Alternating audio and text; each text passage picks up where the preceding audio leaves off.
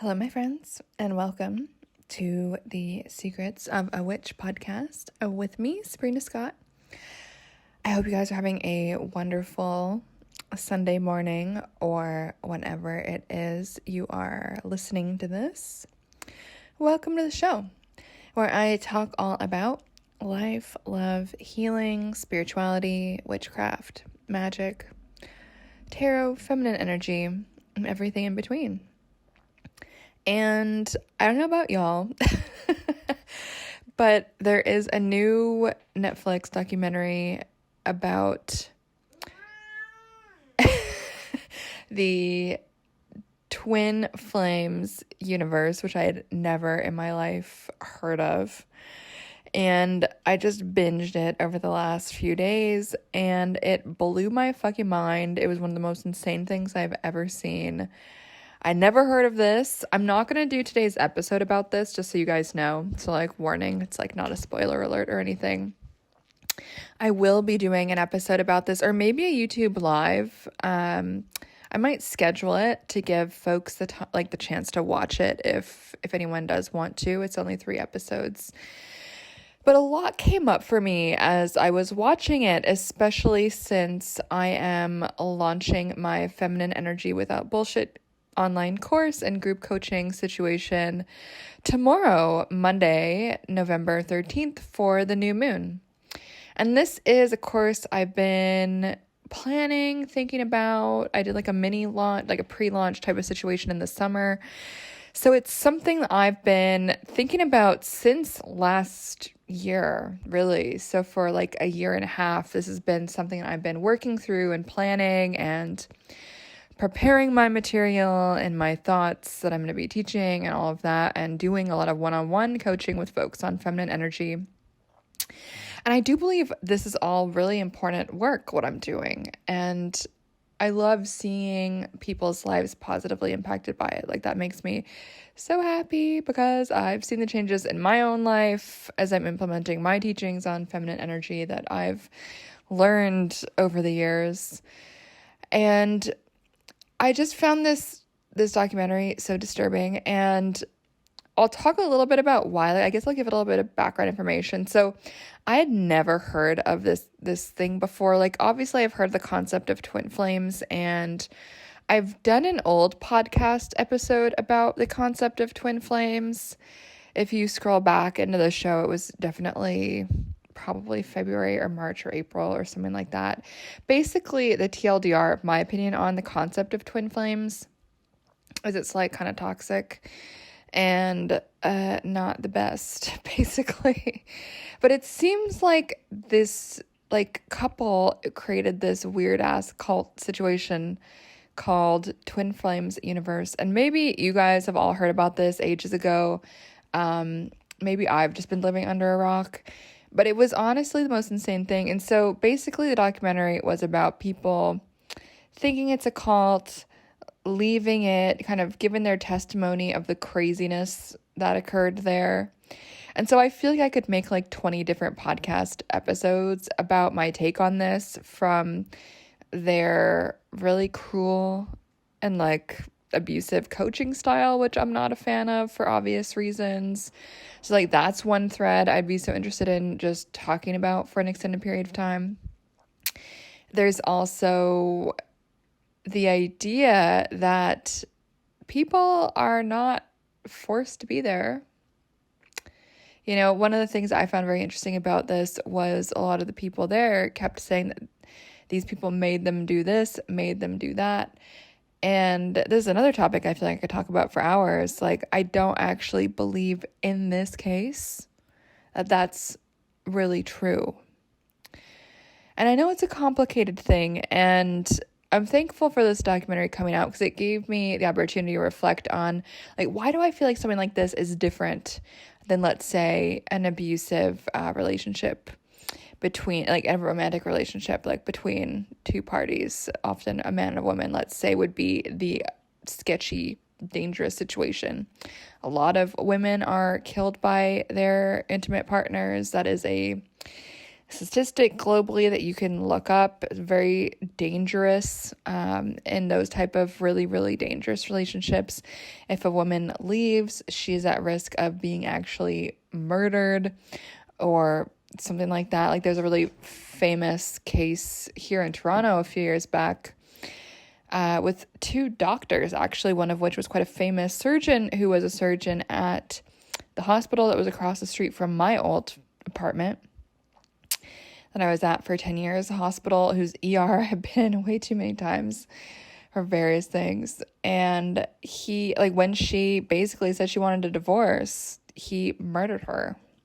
That's a very common thing, unfortunately, with really, really bad abusive situations, often between men and women. It's very fucked up. We can do the research on that. That's a whole thing. And I just want to say, even though the psychology that might keep someone in an abusive romantic relationship is going to have some similarities to what keeps people in, let's say, a cult environment, I really do think it is oversimplifying it to say that it's exactly one and the same. It's like, is there a similar blueprint in terms of what's going on, in terms of like the intermittent reinforcement, the ups and the downs, all of that, which I'm sure I could do another whole podcast episode about. Is there some similarity there often? Yes, absolutely. And that creates a bit of an addiction in the brain. And so we can talk about that for sure. But in one of those situations, a woman is actually at risk of being murdered. And we've seen the evidence of that across time and space, and it's really horrifying and scary. And I would say it's like a epidemic in the world of violence against women, specifically in intimate relationships. So that's one thing. But from what I can tell, it doesn't seem like these two cult leaders are responsible for murdering anyone, threatening to murder anyone, doing any kind of physical violence to anybody. And some people might hear this and be like, well, but it's the same thing as, let's say, like an abusive family relationship when there's no physical abuse in the family. And I would actually say, it's quite different, because children are trapped. Children in an abusive family relationship often have no choice. That's why they develop, let's say, a complex post-traumatic stress disorder. They can't leave. They're stuck. They're trapped. That's how they develop that, right? So regardless of whether or not there's physical abuse in that situation, it's like there is that psychology that ends up developing because someone is trapped.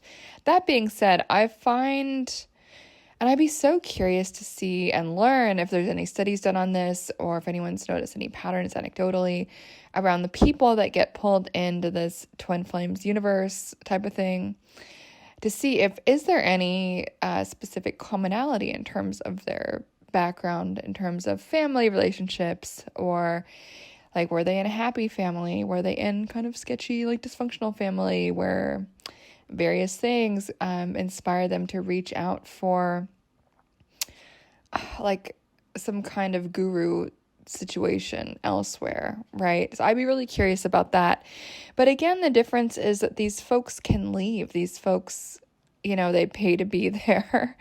And the people in this cult, they can leave. They're adults. They can make choices. And one of the things that kind of disturbed me about the documentary and hearing the way these people talked is they weren't really taking any responsibility for their own behavior. They weren't really taking any responsibility for their choices. They were kind of like abdicating their own personal responsibility, and I found that a bit not my favorite, I suppose you could say. I feel like I'd say a lot about this, but this is not the whole entire point of this episode. Anyway, I'm just going to bracket that to the side for now. I feel like I could do a whole episode about that topic in general, like these people and how they're not taking responsibility for their behavior. But anyway, the whole thing is fucked up and weird, and a lot of these people who ended up in this group ended up like in jail for stalking people that they were told were their twin flame, and like it's fucked up, honestly. I could say a lot. But what I want to talk about today, with that background context that I'm hoping makes some sense, and if you guys have seen the documentary, you guys know exactly what I'm talking about. But what I'm really worried about in a low-key way with this documentary is that because these teachers were so, like, in my opinion, very fucked up about, first of all, the content of their teachings. Like, the guy claimed to be, like, God or something, or Jesus, or Christ. I don't know exactly. I can't remember the phrasing. I'm going to have to rewatch this before I do, like, an actual YouTube live or an actual episode that focuses 100% on, like, deconstructing the show and the allegations and what was said and everything. But the teachings in it are fucked up. It seems to attract a lot of desperate people who like have problems, which fair enough, we all have problems at one point, but it just seems like there's a lot of vulnerable people making really bad decisions. And the teachers, the coaches are fucked up and being mean, and I'm all for tough love when it's appropriate, but this kind of went beyond that. It was these people are being like quite cruel and mean and just very controlling and demanding to the people that were in the group. And it was often around stuff about feminine energy, masculine energy, all of this type of thing, and the online coaching and the online courses. And I was like, fuck, I really hope this doesn't turn people off of thinking about and learning about feminine energy in an authentic way. And I really hope this doesn't turn people off online courses and group coaching online and online coaches, because honestly, just like any industry, there's going to be fucking weirdos. There's going to be people who are shit at what they do. There's going to be practitioners who are manipulative and shady and coercive and weird. And it's tough because it's like, I feel like these teachers, like, obviously they're fucking, like, not cool, in my opinion. What they're doing, it seems fucked up. All I know about them is from the documentary. I don't think that my opinion will change even if I do learn more. Like, it just seems fucked up, and, like, I would never encourage anyone to get involved with this. It just seems fucked up, and I don't think the twin flame thing makes any sense. It seems delusional to me. But anyway, I do think that online courses can be amazing. Like, I've learned so much from signing up for various online courses. Online courses have been what's catapulted my growth and transformation over the last 5 or so years. Like, taking other people's courses has been incredibly transformative for me. And I've also been able to help so many more people through teaching my own online courses. And so I think the format of it is so good. And I love group coaching. And some of my students have even met in person and hung out together and made friendships. And I fucking love that. I think it's the most awesome thing ever. And so I just fucking love it. It's amazing. And I've made friends in online courses that I've taken. And I just love that the internet makes that possible, because sometimes it's easy to feel alienated if you're living somewhere that, you know, you might just not vibe with everybody. And that was true for me as a teenager growing up in suburban Colorado.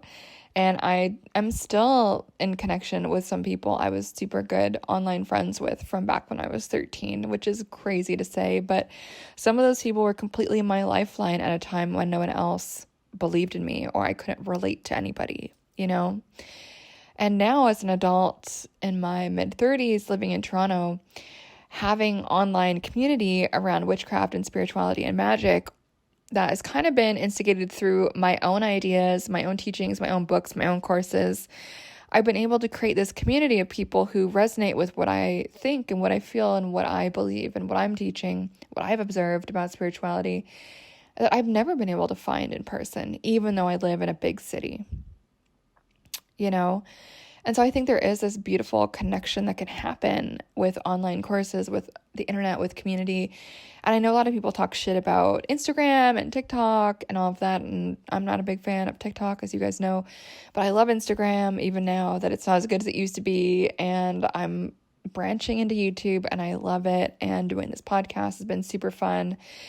And I'm going to have a new offering in the new year that is going to hopefully create community in a new way as well. And I do believe in the connective power of the internet. And it would really break my heart to see people write off the entire internet community online teaching, online coaching, online space, I would just break my heart to see people write that off due to like these people being shady. And I guess we saw the Nixium cult that was in person, and so I guess being in person or being online, it doesn't really matter. It's like it's still possible to encounter people who are fucked up and crazy and going to try to be controlling and just like nasty. And like I said earlier, there's people in every industry that are shitty. Like there's shitty physicians, there's shitty mechanics who are going to lie to you. There is like weird, whatever, tax accountants or lawyers or whatever. It's like not everyone is equally good at their job. Some people are going to steer you the wrong direction, and other people are going to completely change your life for the better. And I just hope that people can develop the discernment and the self-awareness and the depth of thought. And I think just discernment to figure out who is a trustworthy coach, or who is the right coach for you, who is the right teacher for you, or who is the right accountant for you, who is the right doctor for you, who is the right surgeon for you. Like I went to like 4 or 5 ENT consults before I chose the surgeon that did my my tonsils back in last November. Oh my God, it's like a year ago, almost to the day. I got my tonsils out last year, and I waited until I found the right person.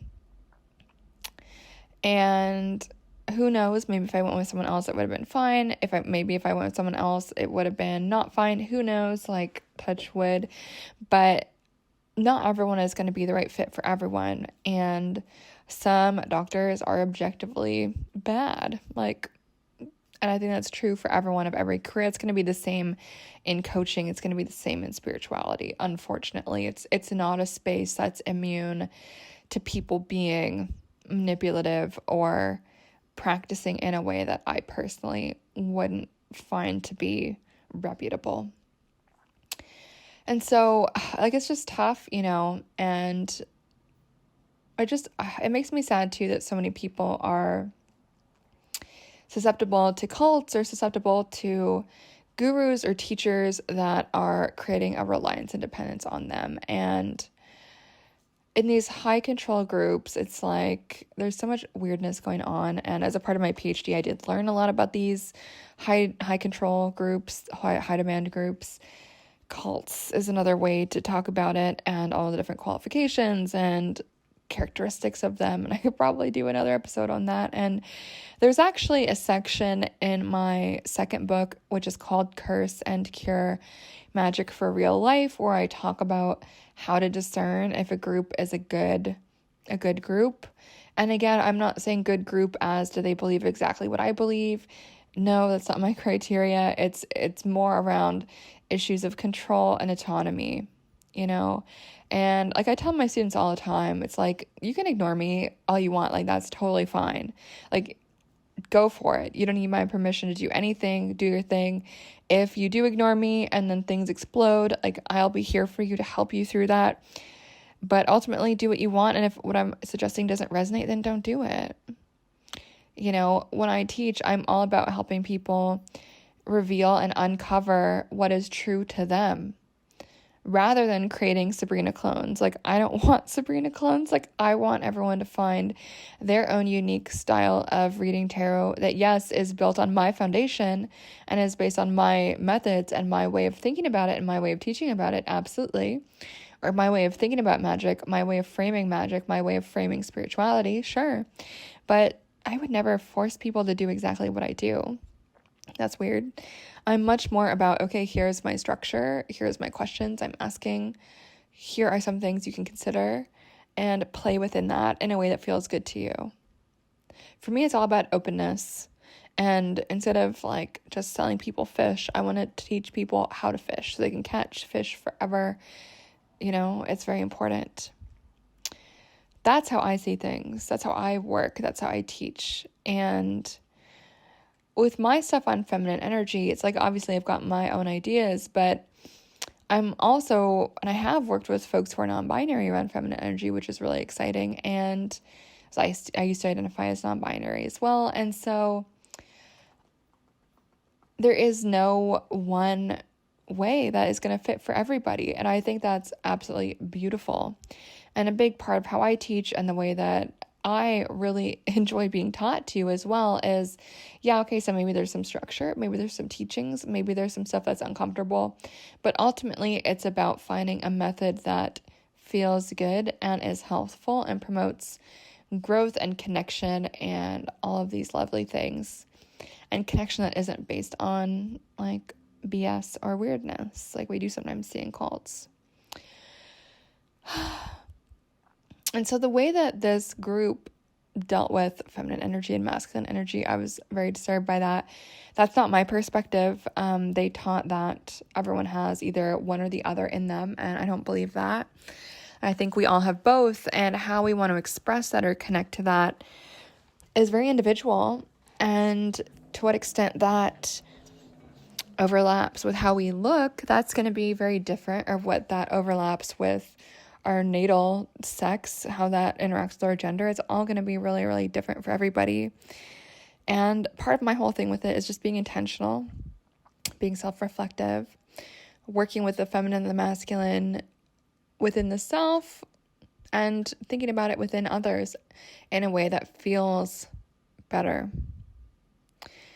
And so I really hope, it's so tough. That's why my new course is called Feminine Energy Without Bullshit, is because people like this weirdo cult are talking about feminine energy and masculine energy in ways that are honestly fucking nonsensical and harmful to people. And in the documentary, they showed videos of these people basically telling people to switch their gender. Oh, I've decided that you are a divine masculine, so even though you are a woman and you've never thought about being a man, you're going to transition so that you can be with your twin flame, who is a woman as well, and you're the masculine energy partner. It's just very fucked up. That is not what I believe, and it's just bizarre. That's not what I teach. And so, it's so weird. It's I love these documentaries about weird spiritual cults and wellness cults and fucked up weird shit, because I find it fascinating. And I find psychology, whether it's positive psychology or negative weird psychology, I find all of it so interesting. And I always learn something more about humans, human nature, group dynamics whenever I watch any of these things. But on the flip side, it always makes me so sad, because I know that someone's going to watch it and be okay, well, fuck all of spirituality, fuck all of thinking about feminine, masculine energy, not going to do any of that, not going to do anything spiritual, because everything is going to be a weird cult. And it's no, not everything is. And so maybe I'm just being a bit too sad about it, but I do feel just bummed out when people who are in positions of power and teaching don't work with that in a way that is healthy or good. And when they really do a disservice to the reality of spiritual principles. I know everyone's allowed to have a different opinion about things, but the way that they're talking about feminine energy and masculine energy, I'll just go on the record and say that's harmful for one person to go out and just declare what everyone else's gender is. And thank you, Awaz. And in my work, I'm much more about okay, well, how do you feel? What feels right to you? What are you feeling in conflict about? If anything, is what you're doing working for you? How do you want to express this different aspects of your different gendered energy? And it's just unfortunate, because I think it's such a taboo topic right now to talk about differences in gender or differences in masculine and feminine energy. It's very taboo right now, I think. I was afraid to even make this course. I've been afraid to even talk about it, because we are in this moment right now culturally where a lot of trans issues are taking up a lot of space. And personally, I don't agree with the way that gender is talked about with this current wave of gender ideology. And I think that's exactly what it is. It is gender ideology. I think it's important to not naturalize it. It's a theory. It comes from certain branches of academia. We can prove that. It's not a foregone conclusion. It's up for debate. And so what I'm a bit disturbed by is the shutdown of conversation around gender. The fact that a lot of time we can't talk about these differences between whether that's biological, whether that's spiritual, whether that's our own individual experience, or whether it's our experience as a collective. And I just love open conversation. I love questioning things. I love being critical. I love dialogue. I love experimentation. And, I don't know. It's just like such a weird moment right now with all of that. And then we see, this weird cult doing weird stuff around gender too. And it does make me a little bit afraid to teach about it, a little bit afraid to talk about it. But I know it's important to me. It's changed my life. And even if people take my course and don't change their mind about anything or whatever, they are still going to be doing the same thing at the end of it they were doing at the beginning. At least they would have had that opportunity to self-reflect, to converse, to ask questions, to engage, to self-reflect, right? I just think everything is so important to self-reflect about and really take the time and space to be silent and connect with our soul, connect with our body, connect with our spirit, and connect with how we feel and how we want to be, how we have been, and how we would like our future self to connect to our own energy as spiritual beings, as beings with or without gender and sex and the body and all of that. So this is a very rambling episode, but there's so much on my mind with that show. And I'm just always bummed out when certain people give what I do a bad name, because they're kind of just doing it in a fucked up way that doesn't do any good to anybody. It just creates people behaving like criminals, stalking, and this delusion. It just came off as delusional and crazy and pathological and not a fun way. It's just not good. And so all that to say, maybe that means it's a perfect time to be releasing my course, the Feminine Energy Without Bullshit course, which I'll tell you guys more about tomorrow in the podcast episode. And I'll probably end up doing a YouTube live at some point as well to talk about it and send out some information in my newsletter about it and all of that, blah, blah, blah.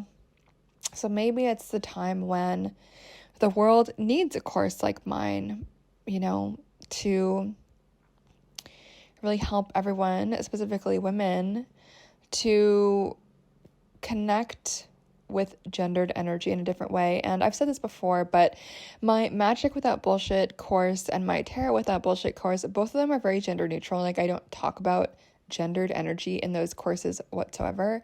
It's meant to be very friendly to queer folks, trans folks, people who are gender fluid or gender not conforming or any of that. That's how I taught those courses, and that is generally how I've thought for a very long time, and I still believe in teaching that way. I think it's really important, and I just see this feminine energy piece and masculine energy and thinking about it in that way as another layer to put on top of it if you want to, and it is perhaps more advanced because the magic is not on our altar.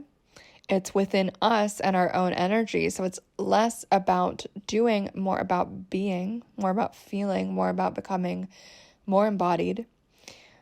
And so there's that internal magic, that internal alchemy that my feminine energy course is all about. And so I made this course for anybody really, so if you are a man, you're more than welcome to come and join. But the course really is for women, natal females who feel conflicted about their energy, who feel conflicted about gender, who maybe want to connect with feminine energy but always feel like they're doing.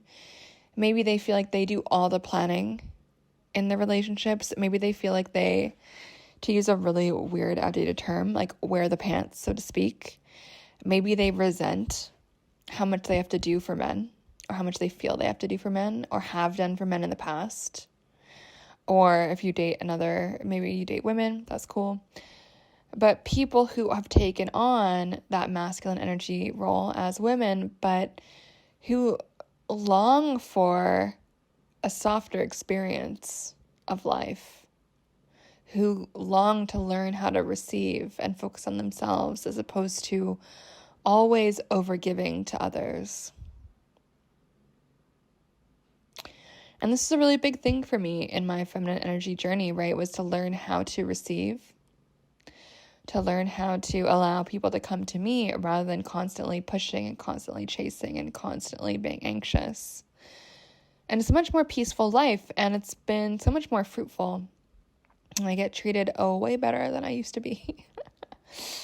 And I think a big part of that is due to this whole feminine energy thing. And it may be a little bit cutthroat at times, but it's also joyful, it's abundant, and it's peaceful. And so if you are a woman who is just doing, who is not used to spending time on yourself, who resents men, who thinks men are like crappy, take my course, or at least think about it, because there's probably a lot of healing there that you would benefit from doing. And that healing, I think, is really important. And so that a lot of that was what motivated me to create this course and teach it and open it up to a group experience. And yeah, I know it's very vulnerable, so probably not a lot of folks will be interested in a group experience and will prefer self-study or will prefer one-on-one coaching around this due to privacy, embarrassment, shyness, whatever. But this is something I'm really passionate about, really interested in continuing to teach on. And if you're a little bit curious and if you can't wait for tomorrow, do scroll back through the episodes of this podcast and you will find some about feminine energy and masculine energy, about how feminine energy can be really protective, about what is healthy versus unhealthy masculine energy. I think actually the third most listened to episode of this podcast, I believe, is episode 4 on masculine energy. So there's a ton of stuff to just scroll back and listen to if you're curious to get a little bit of an introduction or a little bit of a handle on how it is that I'm relating to these concepts. So that's it for now. Just some meandering, some thoughts. I hope you guys are doing well. Happy new moon. It's a time of reflection, contemplation, rebirth, new beginnings, which is why I'm launching my course at this time. It's the perfect time to go dark, into the feminine, and to emerge anew. So that's it, my friends. That's the episode. You can catch me at sabrinamscott.com, on email, ceo@sabrinamscott.com, on Instagram, Sabrina M. Scott, on YouTube, youtube.com/Sabrina Scott, no M. Catch you on the flip side. Hope you have a wonderful, wonderful day. Bye.